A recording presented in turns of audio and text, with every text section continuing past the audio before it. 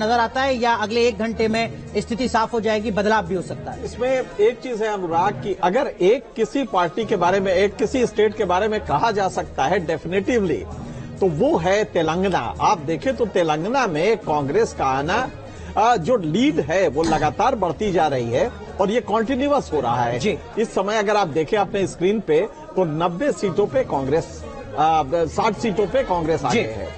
तो ये मुझे लग रहा है कि ये उसी तरह छत्तीसगढ़ में अगर आप देखें जो पिछले 15 मिनट में बीजेपी ने थोड़ा सा आगे बढ़ी है, लेकिन छत्तीसगढ़ में जो लीड है वो कांग्रेस की लगातार बनी। ठीक है, इनके सर माफ कीजिए, आपको रोक रहा हूं। हमारे साथ एक और खास मेहमान जुड़ चुके हैं, योगेंद्र यादव जी हमारे साथ जुड़ चुके हैं। आप राष्ट्रीय संयोजक हैं भारत जोड़ो अभियान के। बहुत बहुत स्वागत है योगेंद्र सर आपका न्यूज नेशन पर। ये जो आज 4 राज्यों के नतीजे आ रहे हैं, क्या योगेंद्र सर इसको 2024 का सेमीफाइनल आप मानते हैं?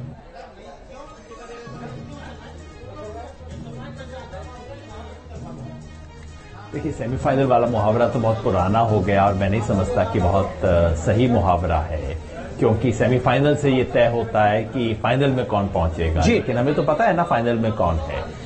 तो और बार बार हमने देखा है, 2018 में भी देखा, 2013 में भी देखा कि उसका कोई सीधा नतीजा नहीं होता।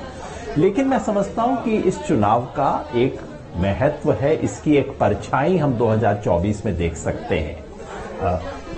जब ये चुनाव शुरू हुआ, आज से 2-4 महीने पहले अगर आप मुझसे पूछते तो मैं कहता कि छत्तीसगढ़ में कांग्रेस की सबसे ज्यादा उम्मीद है, मध्य प्रदेश में उससे कम, राजस्थान को उससे कम मैं कहता, और तेलंगाना में मैं कहता कि देखिए अगर कांग्रेस सेकंड आ जाती है तो बहुत अच्छी अचीवमेंट होगी। लेकिन जब चुनाव हुए तो उसके बाद पूरी सिचुएशन बदल गई है जी। तेलंगाना में कांग्रेस की सबसे अच्छी स्थिति है और अब तक जो रुझान आ रहे हैं उससे लगभग स्पष्ट है कि कांग्रेस एक जो मैंने कहा भी था, मैंने लिखा भी था कि कांग्रेस के पक्ष में एक आंधी चल रही है वहां तेलंगाना में। जो छत्तीसगढ़ की स्थिति है मोटे तौर पे बरकरार है, हालांकि कांग्रेस को जितना मार्जिन पिछली बार मिला था वो इस बार नहीं मिल रहा है, उससे कम आ रहा है। फिलहाल राजस्थान और मध्य प्रदेश दोनों में संशय चल रहा है, झूल रहा है, लेकिन मध्य प्रदेश जिसमें 3 महीना पहले लग रहा था कि कांग्रेस बड़े आराम से जीत लेगी, वैसी स्थिति नहीं है, पासा पलटता हुआ दिखाई दे रहा है जी। इसका चुनाव पर लोग 2024 के चुनाव पर जो परिणाम होगा, 2-3 परिणाम मैं देख सकता हूं।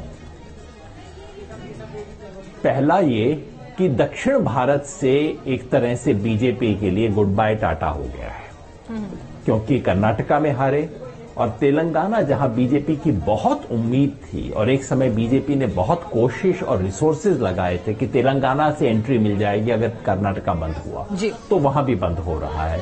तो पूरे दक्षिण भारत में इस वक्त बीजेपी के पास कोई दुर्ग नहीं है, कोई एक बहुत बड़ा एंट्री पॉइंट नहीं है। जो 3 राज्यों के अभी परिणाम आने हैं, अगर कांग्रेस यहां पे 3 में से 2 निकाल लेती है, समझिए छत्तीसगढ़ और राजस्थान, ऐसा कुछ होता है तो कांग्रेस उत्साह से चुनाव में जाएगी। लेकिन अगर बीजेपी तीनों पिक कर लेती है तो जाहिर है बीजेपी बहुत उत्साह से जाएगी। इसका मॉरल एक तरह से बढ़कर के उत्साह पे ज्यादा असर होता है, सीधे सीधे चुनाव परिणाम पे असर होता है, ऐसा नहीं है उत्तर भारत में। लेकिन योगेंद्र जी, एक सवाल मेरा भी कि शुरुआत में जिस तरह से हम छत्तीसगढ़ की बात करें, मध्य प्रदेश की बात करें, वहां पे लग रहा था कि कांग्रेस को एडवांटेज